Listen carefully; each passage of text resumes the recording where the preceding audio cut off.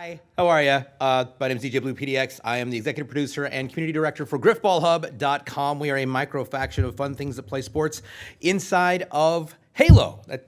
These people, yeah. And I also teach broadcast streaming at Mount Hood Community College in Portland, Oregon, where I actually got my degree in commercial broadcasting. So that's what we're doing today. We're applying commercial broadcast standards to esports and streaming media. Kenny and I did a little project last year with a group of people called that we'll just call the PBL at the moment, and we wanted to see how much. Wow, that's a big no-no. Turn off the ringer. We wanted to see what we could do in the process of taking just a base model, and instead of just one guy with a camera sitting in the middle of a basement broadcasting a game, let's see how big we could make this with absolutely zero budget whatsoever. And with me here, of course, is my counterpart. It's TheSpartacat from Ultimate Halo. Woo! None of you have heard of the YouTube channel, and that's totally okay. See, you have 3 fans. Awesome. I got 3, my loyal people right here. There we go. And to our right is the actual person who does this for a real living. He is an esports producer for Xbox. This is Lenox. Hello, everyone. Just to give you a little bit of background on myself, I've been working in esports for about 10 or 11 years. I started when I was about 16 at Major League Gaming. I was producing and managing a lot of their esports events, so Dota, Call of Duty, all the popular titles. From there, I came over to Seattle, and I was the actual esports production manager for 343 and Halo. So if you watch a Halo broadcast in the last 3 or 4 years, I probably managed that. And now I'm over at Xbox right now as the esports producer. He's really cool. Yeah, we want to be like Lenox when we grow up. Also, I'd like to know how to use this because Click. Is this the right one? Yep, there you go. Woo! Okay, so that is you. This is what it looks like when you start putting together something like what is going on in the back. By the way, I want a big round of applause for all of these guys in the back who do this job. These are your producers, your camera people, and they do not ever get thanked as a general rule of thumb by enough people, but they are literally busting their butts back there, coordinating things from graphics packages, sound, audio, camera, height, levels, whether I get too close to the mic, things like that. I'm sorry about that. We'll catch that in editing. But it all starts at a ground-based zero. And Kenny, you... I appreciate you, is what he's saying. Yes. You're my heroes. Okay, so when we put this together our first time, this was one of our... I think this was our biggest broadcast. This was at the Uville store in... wow, what city are we in? Seattle. I don't even know what city I'm in. I've been traveling a lot lately. Okay. So stage 1, stage 2, you got to get the audio equipment. And that's just a little more of what's happening in the background for the craziness that results in something like this. So just to kind of back up for a little bit of context, what DJ and I usually do, we've been doing this for about almost 2 years now, is we actually go into quite a few different Microsoft stores kind of around the Northwest region. So the U-Village store here in Seattle, as well as Bellevue. Actually, we're in Bellevue right now. And then Portland as well. We actually set up in what they like to call the theaters, which are kind of the back half of the Microsoft store. They're really great community spaces for gaming events, community events, even corporate events. And we hold a lot of mostly Halo gaming tournaments, but recently we're getting into like Rocket League, Hearthstone, a lot of other games like CSGO, even Heroes of the Storm coming out pretty soon. And so we usually set up quite a few different broadcast setups in the stores. So that's usually what we do. These are what these pictures are. Yep. And we decided, so I was in my final term of broadcasting school, that we were going to see what we could put together. And so we had the opportunity to do about, so here's what we're probably going to talk about today. We're going to talk about the overall picture. The important things. Damn it. The nuts and bolts. Those are the technical things. Things that matter. This is true. He's not wrong. And that's usually his arena. And then finally, executing your show. How to do things. This is why I keep him around. Okay. We rehearsed. We rehearsed. Just slightly, till 1. Anyways, the overall picture. And this is kind of what you always need to look. That is an overall. That is a picture of overalls. It's the overall picture. Hold your applause. So, some initial questions. Let's talk about, first of all, what are commercial broadcast standards? Why does it sound boring? Commercial broadcast standards is the difference between what you would have when you make a television show or an esports production versus, hi, I'm sitting in my basement with my webcam or my Kinect. I can actually say Xbox Kinect. I'm so used to having to stop that because then all of a sudden it thinks that I'm talking to it. Because usually I have an Xbox in the room when I'm teaching this class. So, but with just a camera, talking about your video game, you get your background going on, it's just kind of like, hey, it's just me. This is much larger scale. We're talking multiple people, producers, graphics packages, the whole 9 yards, and taking it to that level where you could watch a standard, hi, I'm streaming my game or my friend's game or these two guys playing against each other versus I'm watching an esports event. One of them is more entertaining than the other usually. And if not, then watching it try to be produced is equally as entertaining because it's madness. You know, you were there. So difference between live streaming media and why it's different in different formats. YouTube. YouTube is pre-recorded, obviously. You've got it's post-produced. You've got it, you put it together, you can edit it down, make sure there's no flaws. Live streaming media is on the fly. Basically, you go and if things start to catch on fire, you simply move the camera away from the fire until it goes out. Lenox, you know a little bit about that. Oh, yeah. So, again, I have a lot of experience in this space, and there are a number of things that can go wrong. But I think for when it comes to live streaming media, all it really means is you have a bunch of different platforms, YouTube, Twitch, Beam, what have you. And all it is just you with a camera playing a game or talking to your audience, and boom, you are making live streaming media. It is that easy. So why are these things important in this environment, specifically for development? Because you want to get your game out there. Number one reason people don't end up getting funding is not necessarily because the game is bad, it's because nobody gets a chance to see it. That's why we're here. Because if you can't afford to pay to have somebody do it, or you can't compensate somebody for doing it, we're going to teach you how to actually get it done and make it look like you had a $20,000 production budget on literally $5. Or nothing. Or nothing. I'm just going to the $5 so it doesn't sound like nothing. But we had nothing. We had nothing, exactly. It's true. We had zero. I had a student loan, but not important. All right. First things first, let's take a look at this. What makes the perfect dish is balance, doesn't it? I think that just the right amount of salt and pepper is going to make this taste so delicious. Bellissimo. So we're going to talk about asset packages. This is an area where we have to coordinate, but I'm going to let you talk about this because this is your area of expertise. So when it comes to using assets, that can mean anything from just a picture of yourself or a simple logo, anything that kind of helps identify your brand or your organization in a clear and cohesive and unique way. So whatever you have, you can try and create a cohesive theme for that. Think about the qualities of what makes whatever your existing assets are unique, and then build out other things that you might think would be necessary as far as lower thirds, intros, outros, bumpers, backgrounds. And they don't have to be complicated either. You can take like a cutscene from a game, chop it down, add some music. These are things you can do in Movie Maker on Windows. It's pretty easy, and it doesn't have to be complicated. You don't have to have a budget, but it's small things that would really make a huge difference in any kind of production. Preformed informational scripting also works for intros and outros. For example, on Griffball Hub, every time we come back from a game where we're top of the hour, I always say the same thing, and yes, it sounds repetitive. However, it gets the information across consistently.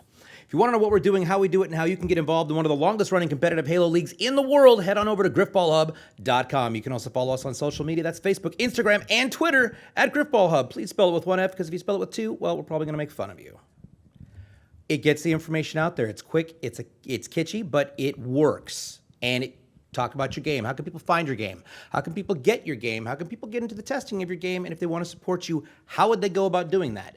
If you consistently give that information, it's going to stick. And eventually, somebody's just going to remember it off the top of their head because they've heard it enough during your broadcast or during the people who are broadcasting your product. So, Lenox? Yeah. The next topic on the list is something called a rundown. So now that is a very professional term. What that basically says is basically just a sheet of paper, just like this. It says, we're doing this at minute 1, we're doing this at minute 5, we're doing this at minute 10. I think if you are trying to do a broadcast, the rundown is the most important thing you can do because it's going to tell you what's in your show, what assets you're using, what graphics you're using, who's your talent. And when you have that rundown, it should basically inform you of what's going to be happening in that show. So if you know you're going to be doing a Halo tournament, StarCraft 2 tournament, what have you, look at that rundown. That should be the first thing that you're making to say, hey, we'll have our intro, then we'll do a player profile, then we'll give a little bit of context to how this tournament is actually run, and then we'll just get right into the gameplay. So just thinking of things like that, and it runs from minute 1 to minute 5 to minute 10. As long as you know what's happening and then the order that's happening in, you should be having a good show right there. And while it seems like it might be over planning, believe it or not, once you get going, kind of like right now, if you don't have a plan and something hiccups, the panic button will eventually erase your brain. And you sit there going, and it gets really uncomfortable for everybody involved. So yeah, rundowns are a thing, and it's just really simple to put together. So considering continuity, how will the assets interact? Straight above me, you'll see that way up there at the top, the logo lineup. You can see on the very bottom of it says "Stay tuned." Coming up, those are informationals. You can have live information down below. Stay tuned. We've got a new. We're going to be comparing the alpha and beta of your game. Coming up next, full live online play for the first time. We're going to be testing it out. You've got sponsor listings. You've got ways to find out more about the product. As you can see, the website. Ah, dang it! Touch screens. I have an Apple. Oh. Go backwards. There we go. Drama. It makes the broadcast that much better. Twitter, your Twitch your Twitch links and all the rest of that. It's all part of what makes it flow. Avoid rundown graphic conflicts. Yeah, you want to chat about those, you guys? Because that's It's as simple as just making sure in all of the graphics that you're having, nothing is either redundant, unnecessary, or conflicting with the space that it would take up on the screen. You don't want to have graphics on top of graphics unless they're specifically built to work that way. So it's just being aware of what you're making, when you're going to be using certain graphics, or even music as well. It goes for music. You don't want to be playing 2 songs at the same time. It's just being aware of those small things and making sure everything works together very smoothly. Because the better your production value, the higher the value of your broadcast. If somebody's going to watch something that looks like a hot mess, or is somebody going to watch something that looks like it was actually prepared, like it's being done in a studio, even though it may be in your basement. So, but yeah, create a package. Even the simplest package, it doesn't have to be complicated, but it should be there. It should identify who you are and set you apart from anybody else who might be doing the same thing in your field. Because the one thing you don't want to do is look like everybody else. Ooh, I could totally pull the "we don't look like each other at all" card right now, couldn't I? That would be totally inappropriate. And I'll also add a point to that too about the package. The way for you to think of a package, we call just a production or graphics packages. If you're a producer making a show, everything in that package should be your voice on the screen. So if I want to say, hey, this is DJ and this is Kenny, I'm going to have a lower third which says that as a producer, and that's included in my package. You want to have your bumpers, your lower thirds, and backgrounds, and you want all those, as they said, to all match, so it all feels as one continuous story. Yep, there we go. Next thing is to identify your team requirements, preferably no zombies, otherwise you'll need to run because they will try and eat you. Everything has a position, and sometimes you might need more people, sometimes you might need less. For example, what are your guys' titles back there? Camera operator, technical director, and then I'm producer. See? They have titles. Those are all roles that have specific job requirements with them. By the way, thank you guys. Again, I appreciate you because I need you people. Sometimes you might need it. Sometimes you might not. You might not need you might not need a camera person because your cameras are stationary. You might just preset it and it's ready to go. A lot of the times we actually didn't have a camera person because we just had it stationary, and once it was in place because he was busy pushing other buttons and I was in front of the camera. If necessary, you can do 2 jobs at once. I oftentimes was the producer and the caster at the same time, and I cannot tell you how unbelievably difficult and ridiculous of a time that is because you have to do so many things at once without talking about it in the process, which means a lot of eye contact and like kind of a thing, and hope that nobody else on camera notices. But yeah, there we go. Hopefully this works. Cross your fingers. Double kill. Triple kill. Tonight, it's time for the Pacific Coast Championship Tournament as players and teams from the Pro Battle League face off in hopes of becoming the best team in the PBL. We've got all the action. Gonna turn back around, he's gonna go for the ground pound. Oh my god, he gets the ground pound and gets the secondary kill. We've got all the hashtags. Hashtag sweat. Hashtag leg. Hashtag Einstein. Broadcasting live from Microsoft stores in Oregon, Washington, and California. Because oh my god, if I get that, I'm like, oh my god, I got killed. This is the Pro Battle League Pacific Coast Championship Series. This is epic. This is Halo, people.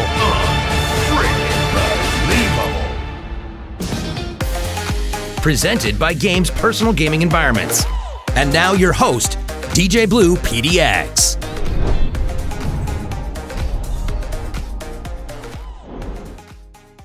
So we're just going to move on to envisioning the overall picture, not the actual overalls. So identify the vision and develop your product, your project. Project, same thing. What do you want to accomplish with your show? How many developers do we have in here? Or people who are on development teams? All right, so let's go with the topic. Somebody just shouted out, what do you want to accomplish with a show? Do you want it to be market penetration? Do you want it to be exposure? Let's pick a topic. Exposure. All right, so you want exposure, therefore, do you want to do this on your channel or do you want to find somebody to put it on their channel? Somebody else. Okay, so once they get it, do you want it to be more of a developer's interview or do you want it to be an experience or a little bit of both? There you go. So that's when you start laying it out. All right, so we're going to start with the interview process. Talk a little bit about, and this is where the rundown comes into play. We're going to talk about the game. What inspired it? Who is involved? What are some of the hurdles you guys have come up with? And what are we about to experience? And then without giving away everything in the story, you want to come up with, this is what you're going to be coming up against. Here's a couple hints or clues and go for it. And then let the streamer experience that whole process. In the meantime, come up with questions that you want to ask the streamer. What did you think about this? What did you think about that? Did you run into this? Did you find this tactic a little bit difficult? I'm concerned with this part of the game. And then discuss the issues that both of you saw with the gameplay. Perhaps there's developers. If you advertise it ahead of time, other developers from other teams might be in your chats because then they can answer questions. And you know what? You may be running into a problem that somebody else has already fixed or ran into, and either they also need the answer or they've got the answer. Hey, did you try putting this there? That'll stop image tearing. Boom, you've now solved the problem and it becomes a group effort. It's part of the experience. And even if somebody says, oh, well, the product isn't necessarily developed completely, you know it's not, but now you're expecting it. Now when you hear it mentioned again on Twitter, now when you see a stream about it on Twitch, you know what's coming. You know what to expect. You know it's going to be even better than it was last time. It's all about creating the product and creating the project. So there you go. Choice of platform is the next one. Considering your target audience and market preferences. How many different live streaming platforms are there? Too many. Let's name a few. Twitch, YouTube, Hitbox, Azubu, Beam. Facebook. Which one? Facebook Live. Facebook Live. There's something called used to be called Stream.me, I think. Africa. There we go. Jesse TV. And now Azubu? Is that still Azubu, yeah. Azubu's a thing. And now Twitter Live. Because Twitter has a live video feature, which we saw during the Halo Wars 2 launch. And it was just insane the amount of numbers that were rolling through there. So you got to consider, where are these people at? Where do most developers hang out? Where do you think they're going to be more likely to see this content and watch it? Are they going to be on YouTube Live, YouTube Gaming? Is it going to be on Twitch? I mean, I know my personal opinion is going to be your best option would be to simulcast on Twitch and Beam. Because you know people in the Intel community are going to be Microsoft-based. Microsoft runs Beam, and Beam is out there, and that's all over the place with everything Microsoft to do with. Twitch has got a massive creative side, not just artists, but digital artists. Those would be the two places that I would first suggest putting it out to. For me, as a YouTuber, it would be a little bit different then because I do have a YouTube channel. I do have an established audience.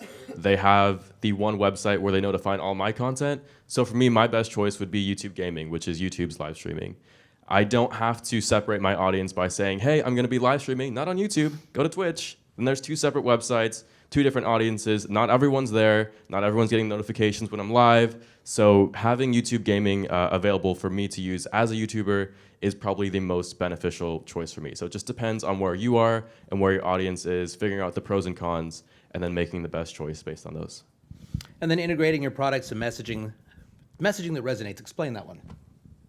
I'll take that one. I think normally, like for events like this, normally like it's not going to happen unless someone somewhere is paying for it. And normally that means probably like if we're doing a broadcast, marketing has some deal that where they sold like 300K of ad money or something like that. And for me, when I'm coming to the last part of my broadcast, I'm like, okay, I have my structure already down. I'm ready to go live. Hit my button. I have to say, oh wait a second, I have to pay the bills. So that normally comes down to integrating all the products and meshing that the marketers want me to use. And for me, the number one most important thing is if I'm talking about, let's say, the Michelin car company. I want to make sure that when they're integrated with my broadcast, it's very, very authentic, especially when it comes to esports. I think, who are esports fans up here right now?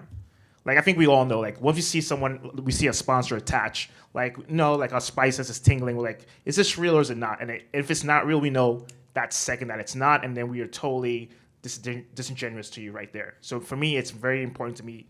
It has to be true, and it has to ring. It has to be authentic. That's the most important part.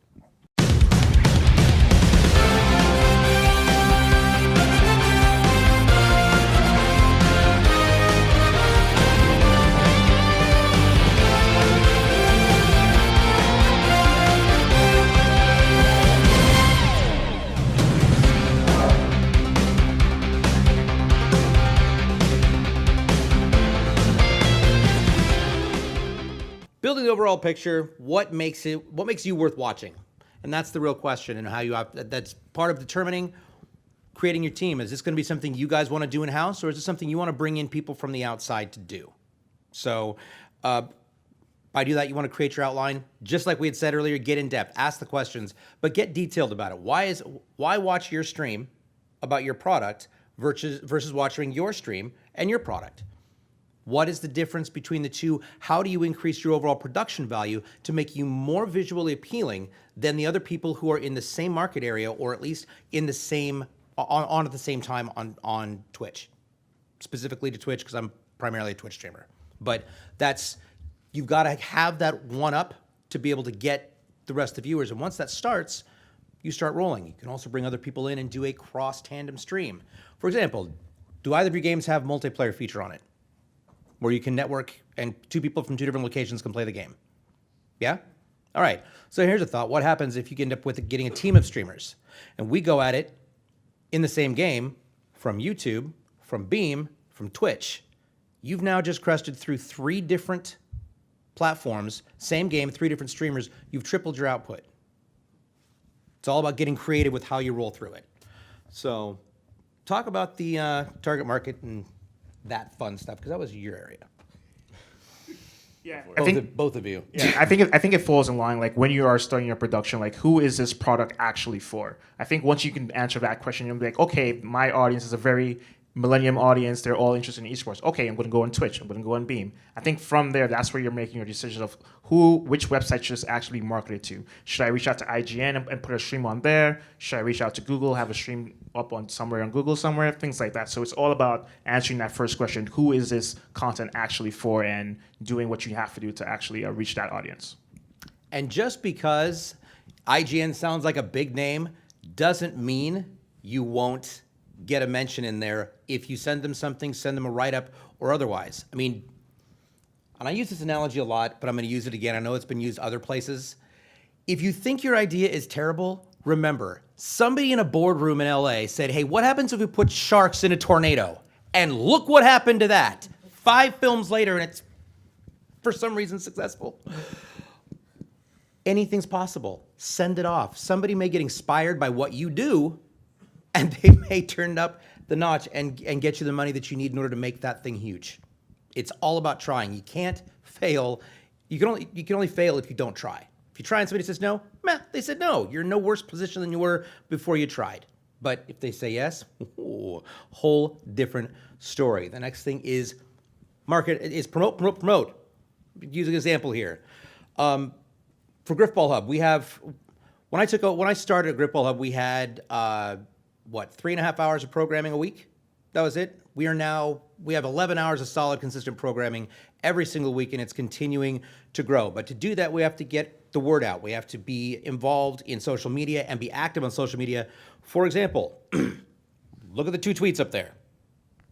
So, Griffball Hub, you want to be a captain? Now's the time. As soon as they hashtag those, as you can see, Rage More Nerd. Oh, for the love of crying out loud, touchscreens. Apple, get it together. Okay. They get it, they retweet it. You get it, your dev team gets it. Use a general a general group social media account. Yeah, I'm the head of Griffball Hub, but Griffball Hub is the one tweeting, because then everybody else can tag Griffball Hub and it does the overall output. So how many people are on your dev team? 7.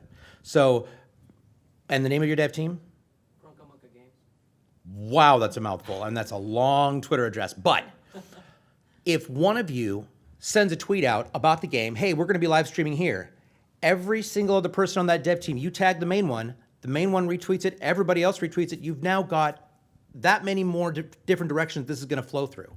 And then I'll retweet it, he'll retweet it, Lenox will retweet it, and it just keeps going. And that's how you're going to get viewers, or at least awareness out there, because if it's just one person, hi, we're going to be over here, your 15, 20, 30 people may really see it, but you're not giving yourself the opportunity to really expand it as much as possible.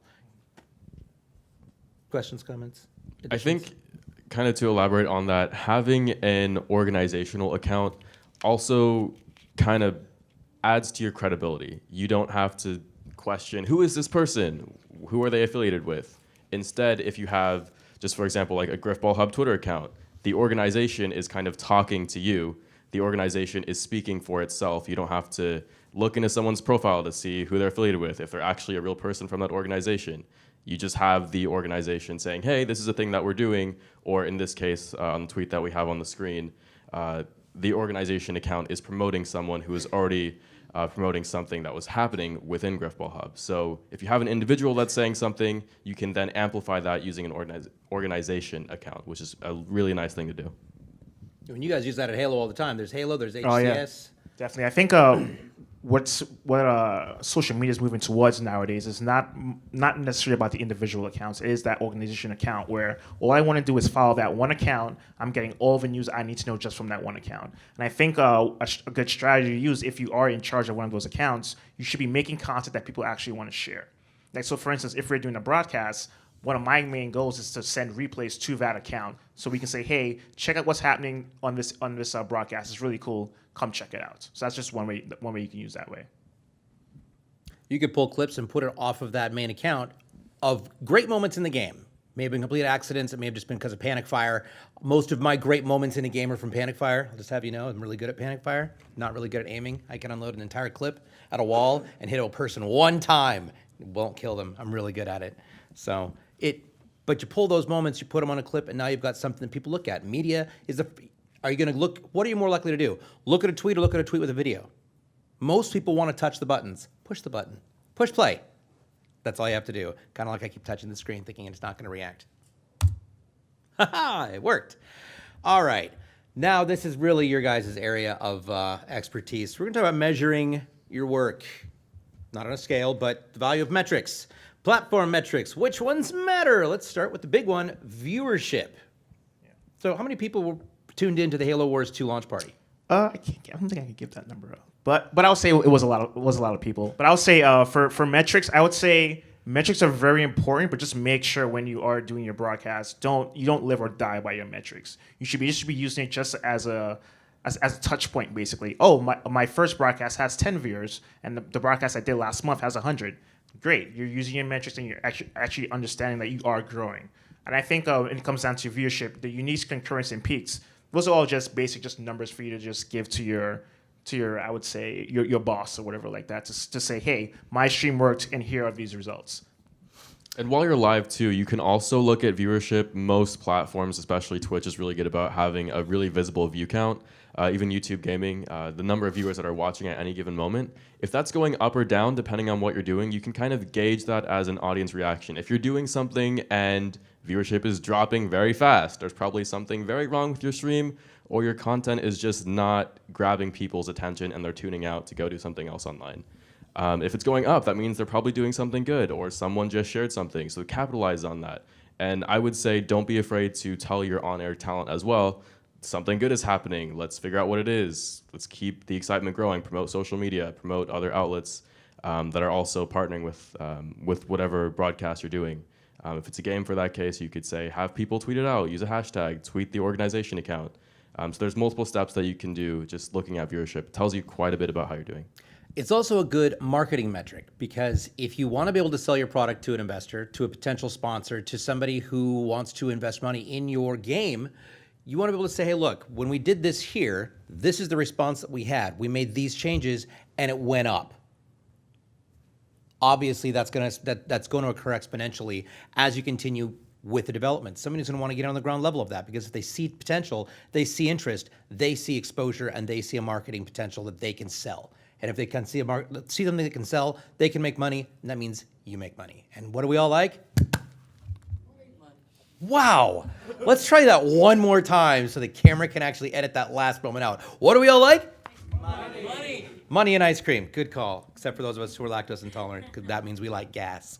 And I'll also say it's very important. Like, there are a lot of platforms out there, YouTube, Twitch, Twitter. They all give you metrics of views, but not all views are equal. So I think that's very important to keep in mind. Like, having 100,000 views on Twitch compared to 100,000 views on YouTube are two very different things. So it's very important. Like, if you are looking at your metrics, you actually know what it means and what it actually means in the context of all the other platforms.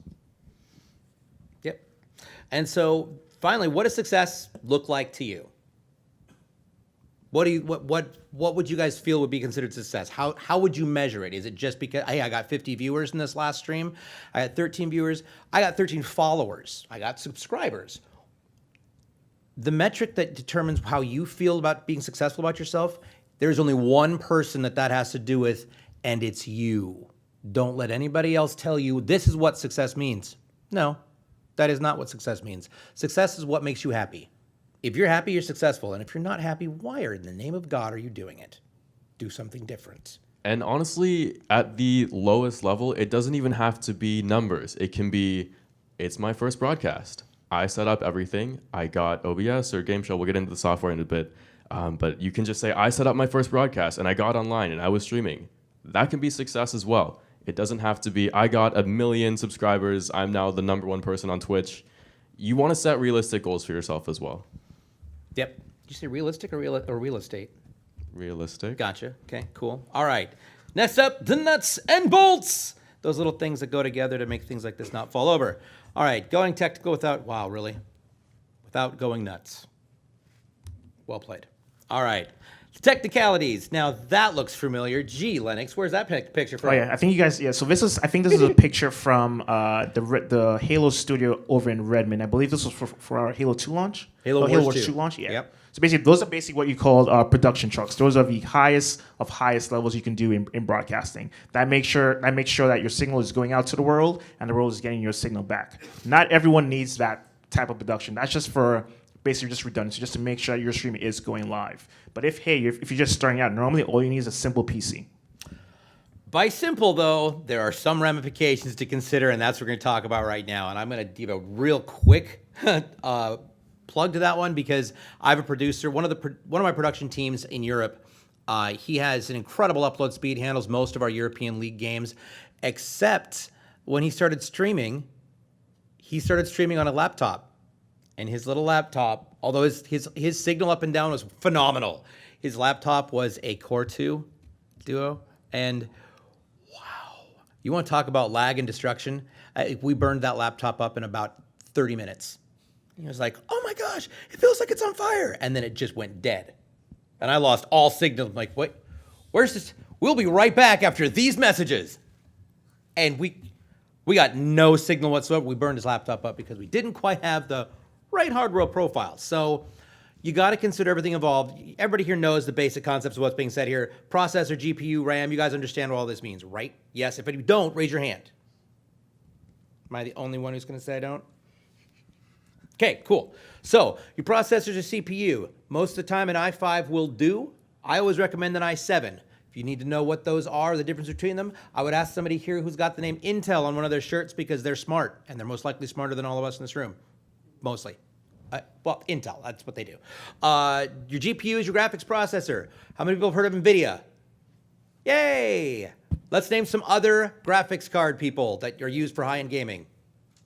AMD. Some others. Corsair makes... No, EVGA. They also, that's a version of NVIDIA. That's all like third party off of NVIDIA or AMD. Right. So what's the difference between the two? Competition. There we go. And that is the key. Finding the right equipment that is right for you. You got to make sure that you're not going to burn your system up and that you can output the right things to the right channels, the right times, without the wonderful joy of lag. How many processors do you think are in that machine back there? And how many machines are back there? Guys? How many machines you got back there hooked up? Yeah, well, you count, you guys guess. And that's what we call professional production. Did we ever have that many? No, I don't think we ever had that many. So, and of course, we'd be able to show you if our thing worked. So, anyways, built-in streaming options. You can either build yourself a dedicated PC, which is going to cost you, in all honesty, you're going to spend about $750 to $1,000 on it at least. Or you can go with, there's other options. You can do built-in streaming options, like from consoles. For example, Beam. Yeah, Beam, I think we just released, I want to say about a month or two ago, we just released the new Beam app on the Xbox One, where you can easily go to your game, hit the Xbox guide button, go down, hit broadcast, and boom, you're just broadcasting right there. It's so easy and so simple. So if you enjoy playing video games, guess what you can do? You can get on your Beam account and get a little bit of a following playing games that are popular with people who are popular or just doing things that you like, and then jump into OBS on your computer, pull up your dev, pull up your game that you're making, get back on stream, say, hey, guess what? Today we're gonna do something different. And it's gonna be in the creative section because your game's not gonna be listed on Twitch yet because it's brand new. And people look for things that are all sorts of shiny and new. People are like raccoons. They're just like, oh, something shiny, touch it. Don't touch the butt, touch the butt. There you go. Have you never seen Finding Nemo? Wow, I feel old. Good Lord. Okay, production. Anything else you guys want to add? All right. Now here's something I've never been financially stable enough to touch. Lenox has. Yeah, so this is what's called a TriCaster from NewTek. I think a little plug. I think I'm like one of two people who are certified to use this in Washington. So if you need someone, let me know. So this is like the basic like high-end production device that you would use. So this basically takes in. I think this version here takes about 8 or 16 video inputs through SDI. You can mix all your video, your graphical effects, and it all plugs into this one portable box. And it's just like imagine a NFL studio. It's basically that NFL studio in a box. So I think if you really want to go high-end production, I love these TriCaster things. Definitely get one if you can. But if you don't, yeah. And there are production teams that actually will have these already.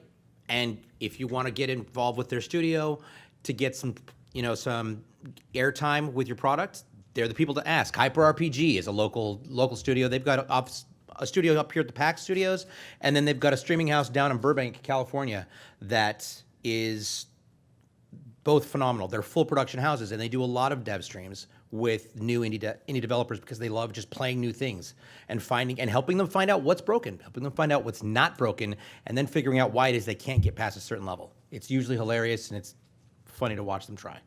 So this was our basic setup at the very beginning, as you can see. There's an M155 in the middle. God, I wish I could touch it, but we got Kyle's laptop right there. My laptop is right there in front of Kyle. Sorry, in front of Kenny, Kyle, so many K names. And the camera is on the left side, just out of the shot. And interestingly enough, my games case, which has an Xbox in it, is to my left. But what we're looking at on that is actually notations from our producer. So our tech producer who's writing, this is the next batch coming up, this is the next thing happening, and that's basically got our rundown on it, so we can keep track of what's happening. And then that's me being bald like usual. So you can basically go from something like a multi-$1,000 TriCaster, or you can go to using some software on a MacBook, or 2 MacBooks, or 3 in our case. I was so sunburned that day. Yeah. This was that's Ghost Yami from 343. Also known as Eric Hewitt. I don't think most people know his real name. Anyways, yeah, Ghost and I casted a bunch of things for PBL, and that was after we filmed our Bigfoot Ford commercial, and I got so sunburned standing out there in the sun. It was ridiculous. It was really hot last year. Who here was here for the summer last year? Yeah, that was tragic. White. Pale. Huh? Yeah, that was... This was... Yeah, that was Uville, because Bellevue's inside of a mall. Yep. So, streaming options, features you want and need. Talk about OBS. So OBS, I think, is probably the most used streaming software on Twitch and possibly YouTube as well. It's totally free. You've got quite a few different options as far as customization, stream settings, encoders. Really great for recording as well. You have some basic scene switching. You can do quite a bit of mixing as well. It's really easy to use. There's just a few online tutorials. You can basically learn it in about 10, 15 minutes and have a stream going really easily. So OBS is a really great one. Again, it's free, minimal setup. It's a really great option. Next. But And then there's Game Show. So that's going to be another kind of consumer grade streaming program. It's a little bit more complex in the sense that you have a lot more buttons and knobs and things that you can press, which means more possibility for error. So you do have to invest quite a bit of time in setting it up and making sure you have compatible hardware as well as software and all the drivers installed in your computer. It's a little bit more finicky compared to OBS. It's a paid software as well, so I believe it's like $30 or so. $30 for a lifetime license. Right, for a lifetime license. So if you do want to step up to a higher grade of broadcast software, that you might have to go through a couple paywalls to get there. So it just kind of depends on what budget you have. If you don't have a budget, then you can go again with like something like a TriCaster if that's something that you would actually need. But all the way down to the lowest level, you can go with OBS and still have some really high quality stuff on there. And here's a flip side concept. If you go ahead and create a donation tab if you make your developers group their own channel, make one for your development team, your own channel on Twitch, and then you end up having a donation page. People can donate to your project, and your software will pay for itself instantly, like really, really quickly. This is another shot of this. This was right before everything decided to fall apart that day. I remember. That was super fun. Are you there? Yeah, good. Questions? No? Great. As you can see, all the shots down below, that is all the different scenes and things that it takes to actually run a show with multiple different camera shots and angles. Streaming software options. What do you want to look for in a streaming software? If you're going to do this yourself, you're not going to have a team, this is what you need to pay attention to in order to get this done and make it look better than the average Joe. Go for it. I think out of this list here, I think the top three ones for me are obviously OBS, XSplit, and vMix. I think with those three, you can basically do anything. And even for me, when I'm doing my high-end productions, I think I'm using XSplit and vMix a lot. So if me as a professional can use it, you guys can definitely use it as amateurs too. Yep. And chroma keying, green background. You know where I got my green background? Some people paint the walls, some people do things. I went to Ross and bought a flat green sheet for $5. That's it. Duct tape, nails, it's on the wall now. Super simple. My housemate's not very happy that I punctured a hole in the lath and plaster, but hey, can't really yell once it's already done. Neat. Okay, coming up next. Lights, cameras, and microphones. Let's talk about that because we are getting close to the end of our time here. Lighting. You can use LEDs, fluorescents, candles, industrial fires. The industrial fires do provide a nice orange glow. The key is you want even lighting. You want even lighting in your space so that you can actually maintain consistent filming while you're showing off your product, showing off your game, talking with people who are just playing your game, and getting information out there. You are a lighting expert. I wouldn't say expert, but essentially it's just simple as making sure both sides of your face are decently illuminated. You don't have a hard shadow on one side of your face. It looks extremely weird on camera. In person, it looks okay just because there's just different lighting in the room. We're just used to that. But on camera, you kind of expect to have a kind of flat, even, well-lit environment to be looking at. And when it's not, it just looks really, really bad. Like, I'm sure these guys are really hating those lights right there. Yeah, because all of a sudden it looks like I have black eyes. Cameras, USB, SDI, HDMI. I think when it comes down to, and I'll take cameras and microphones, when it comes down to these two things, I think it all comes back to the very, very first point. What type of show are you trying to produce and who are you trying to produce it for? So when it comes to cameras, do you need one camera just for one person? Do you need two cameras for a two-person shoot? Do you need three cameras to get some different angles? Do you need lav mics? Do you need handhelds? These are all the things that will come into your brain when you ask the question, what do I need for my show and what should I really use for this production right here? Yep.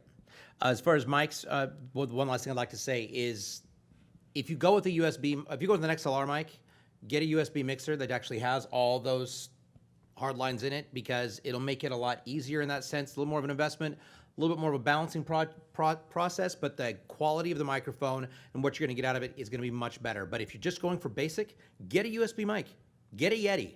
It's like $100 and you're set to go. Shure mics, you can get a decent Shure MV5 for like $40, and it picks up a lot of great sound. It's got a good balancing on it. You don't really have to worry about people blowing it out real easily. You can see the headsets that there's like 15 mics in that picture, and the Godson. The thing that's on top of Kenny's head right there, that's called a Dracast, which if we had a Dracast in here, we wouldn't have shadows in our eyes, and they wouldn't be stressing out in the back. So there we are. Or you can just throw up your stuff inside of an apartment. And gee, I think we see several people that we all know in there.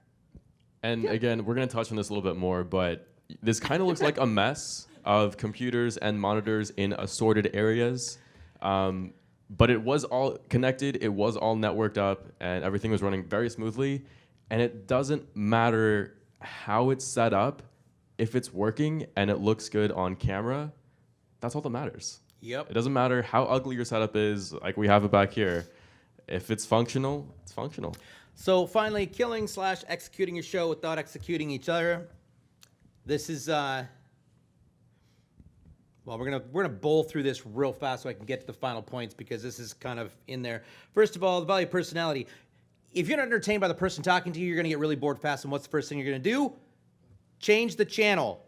It's the first thing I do every time I turn on the news, because it's usually either irritating or boring. But find somebody in your team, find somebody in your group that you find the most entertaining or easy to listen to. That's the key to finding a personality that other people are going to watch. If the entertainment value is there, they're going to find a way of beefing your product up and at least getting people to look at it, try it, give you feedback, give you positive, constructive feedback, and get the conversation going without having it just devolving into some sort of chaotic troll fest. So, the viewer-host relationship. You've got to become the viewer. If you're hosting your own show, you've got to become the viewer. You've got to know that if what you're doing is not entertaining to you, it's not going to be entertaining to them.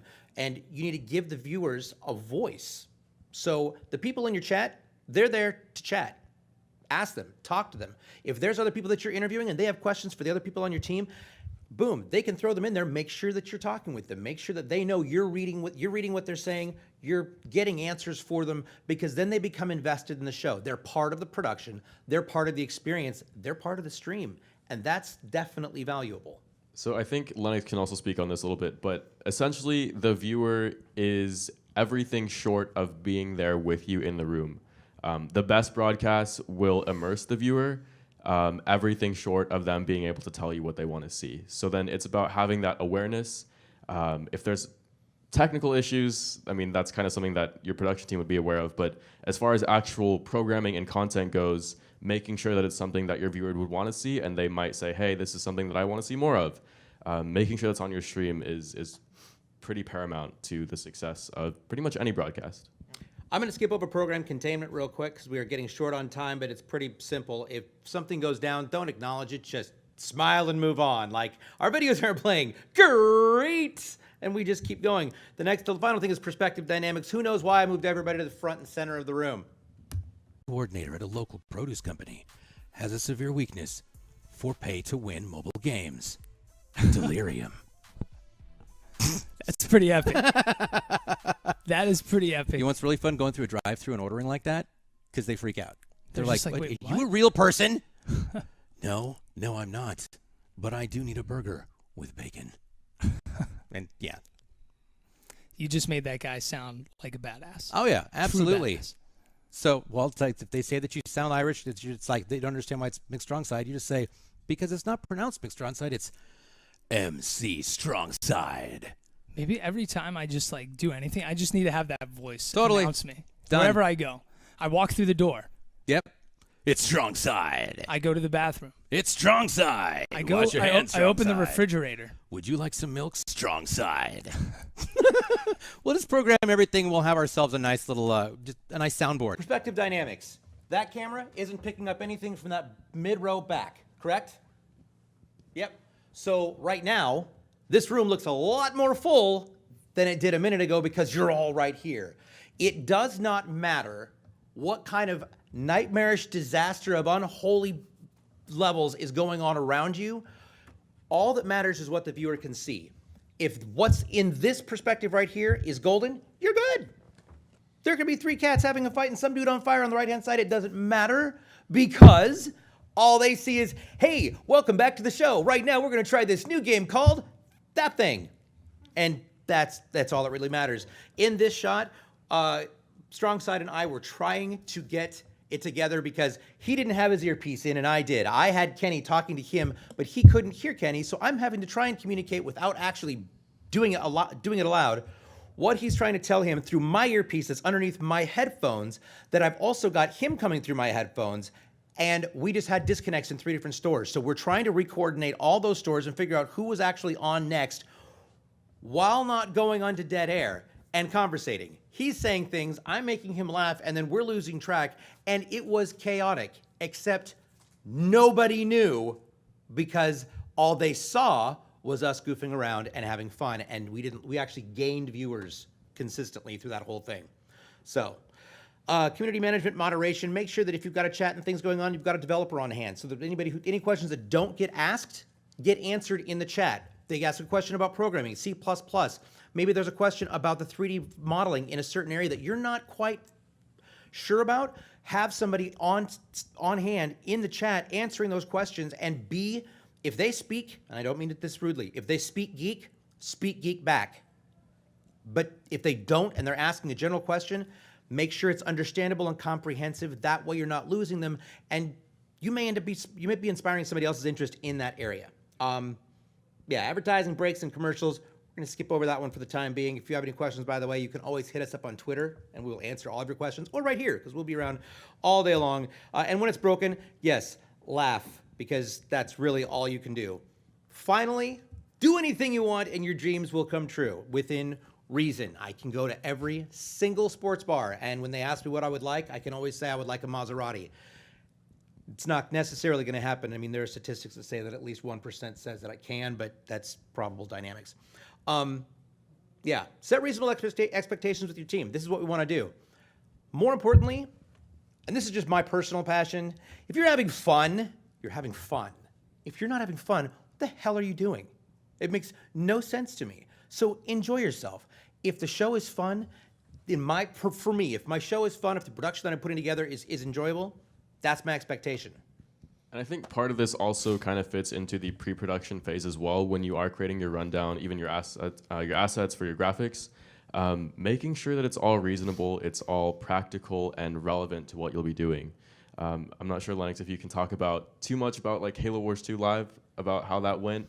Yes, when you were planning for that? I think if you're watching that show, I think you probably imagine there's like tons of crew working that event, things like that. But for my stream, it was basically just me as producer, director, graphics coordinator, stage manager, whatever role have you. And for me, it's more of, I think the last 2 points speak very true to myself. It's like I know the value I can bring to our broadcast. So when I'm planning my broadcast, I'm setting very reasonable expectations for the jobs I can do. I know I can direct, produce, and have all the graphics ready and queue up all these at the same time, but maybe, I need someone to actually get the players onto the stage. Maybe that's where I need help. That's where I'll ask somebody else for some help like that. But if you are doing your own personal stream, I think the bar that you should be trying to hit is, are you enjoyed by your stream? Do you think your parents would be enjoyed by your stream? And if you were working in professional broadcast, will your boss be happy with this stream? So I think if you can answer just the very first one, is this a broadcast that you will actually like and you actually tune into? I think you're in a very good spot. And recognize the value. There's a process in recognizing the value of broadcasting. When we went into our little venture with the Pro Battle League, we walked in and there was nothing there. I had a blank slate to work with, and so I built it. We designed it. He made it happen, and we more than quadrupled their followers on Twitch in a matter of months. That's massive exposure and massive expansion. That is not something that is isolated to just a Halo esport. That is something that is capable of being done for all of your projects. Wow, the wind really picks up on this mic. That's amazing. But it's something that's possible for all of your projects, and it's something that is within reason for all of you to attain. So don't be afraid to use it. That's something that you need. Recognize that value. Recognize the value in what you do. Developers, guess what? We play games that were made by what? God, you guys got to get on cue better. Made by what? Developers. That's right. You guys are the smart people. I don't develop games. Do you know why? because I am loud and I am dumb and I smile a lot. I'm not smart enough to develop things, but I will play the things that you develop. I will play the things that you develop for hours and hours on end because I'm entertained by that. Continue doing what you do because then you give us jobs. We wouldn't have anything to do if we didn't have things made by developers. God, I love you. Okay, there we go. And how big can we go? Our final thing, which I'm just going to push through this, it's not going to work. We decided that we were going to come up with a concept, and we spent the day filming a commercial with a major car dealer with a deadline, with content relevant to the audience. You were the basic final brains behind it.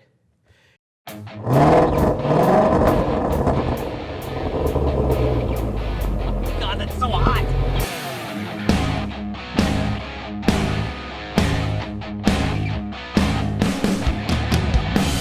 Hey, I'm DJBlue PDX, and we are here live in Snohomish, Washington at Bickford Motors, where Nugsy, Mike Holden, the leader of the Emerald Rain, is working. And we're going to go see and talk to him a little bit about what's coming up later on today with the games, his team, and how it feels to be the first championship team for the Pro Battle League. Let's go.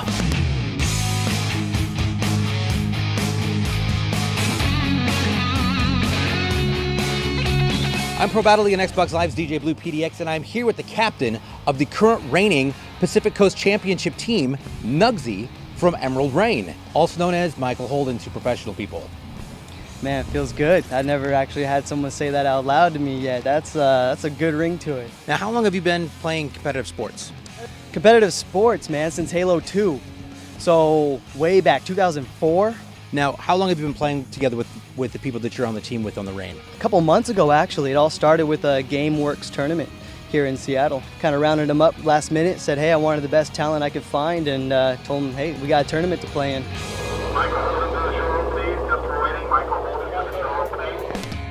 Michael Holden is natural environment. It's Nugsy at work, Bickford Ford.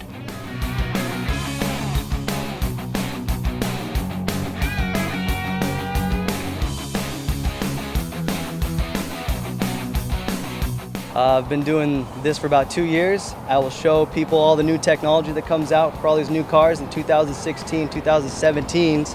Have a lot of new navigation, voice commands, pairing your phone, and just getting the customer completely aware of everything in there. It's actually a really cool gig if you ask me. I like doing what I do.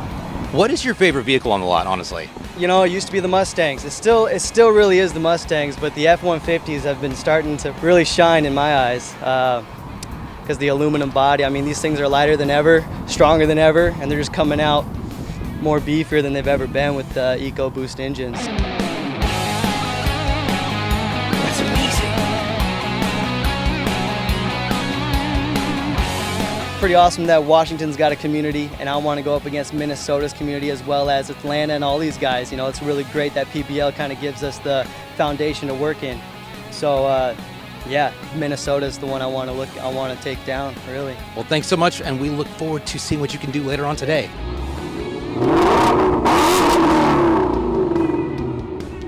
Oh my God! Yeah, let's do it.